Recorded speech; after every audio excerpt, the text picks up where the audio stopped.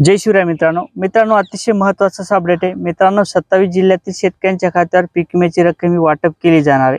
जवळपास 9,900 पीक विमा कंपनीच्या माध्यमातून 1,306 कोटीचा निधी वाटप केला जाणार आहे।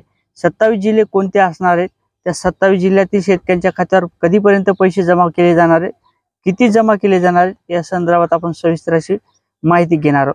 तर मित्रांनो, मी गणेश ठाकरे, कृषी 712 या यूट्यूब चॅनलवरती आपलं स्वागत आहे। मित्रांनो, असेच नवीन अपडेट घेण्याकरता नक्कीच चॅनलला सबस्क्राइब करा, जेणेकरून आपल्याला नोटिफिकेशन माध्यमातून नवीन व्हिडिओची माहिती दिली जाईल। तर मित्रांनो, चला सुरू करूया आजचा आपला व्हिडिओ।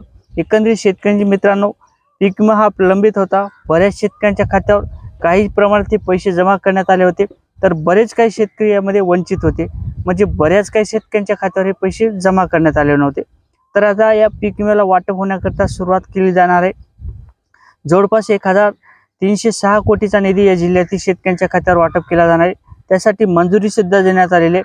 मंजुरी म्हणजे 5/7/2024 रोजी एक महत्त्वपूर्ण जी.आर. काढण्यात आलेला आहे। या जी.आर.नुसार आता 9 पीक विमा कंपनीच्या माध्यमातून पीक विम्याचे हे वाटप केले जाणार आहे।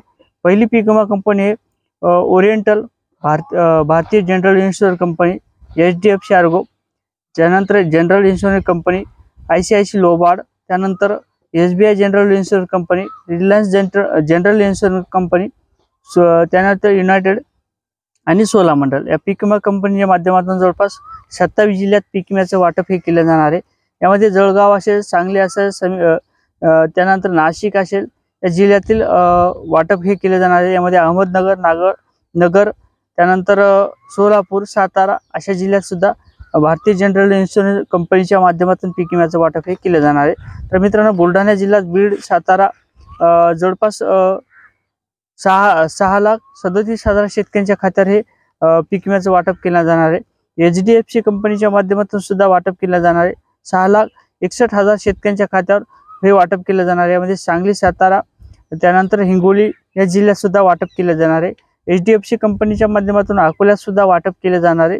मित्रांनो, धुळे जिल्ह्यात जवळपास मोठ्या प्रमाणात नुकसान झालं होतं। यामध्ये धुळे असेल, पुणे असेल, धाराशिव असेल, या जिल्ह्यात सुद्धा पीक विमा कंपनीच्या माध्यमातून वाटप केलं जाणार आहे। यामध्ये जालना जिल्ह्यात जवळपास 42 मंडळाचा पीक विमा सुद्धा वाटप केला जाणार आहे।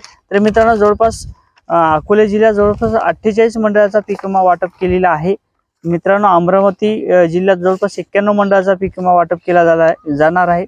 त्यानंतर अहमदनगर जिल्ह्यात सुद्धा पीक विम्याचं वाटप होणार आहे। धाराशिव जिल्हा, संभाजीनगर, कोल्हापूर, चंद्रपूर, जळगाव, जालना, धुळे, नंदुरबार, नांदेड, नागपूर, नाशिक, परभणी, पुणे, बीड, बुलढाणा, भंडारा, यवतमाळ, लातूर, वर्धा, वाशिम, त्यानंतर सांगली, सातारा, सोलापूर आणि हिंगोली या जिल्ह्यातील शेतकऱ्यांच्या खात्यावर पीक विम्याची वाटप हे केले जाणार आहे। जवळपास 1,306 कोटीचा निधी हा मंजूर करण्यात आलेला आहे आणि याचं वाटप हे केले जाणार आहे।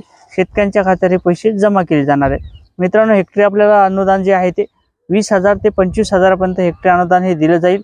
अशा प्रकारच्या 27 जिल्ह्याच्या पीक विम्याच्या संदर्भात ह्या सूचना देण्यात आलेल्या आहेत आणि 27 जिल्ह्यातील शेतकऱ्यांच्या खात्यावर हे पैसे जमा केले जाणार आहेत। तर मित्रांनो, या शेतकऱ्यांच्या खात्यावर लवकरात लवकर हे पैसे वाटप केले जाणार आहे।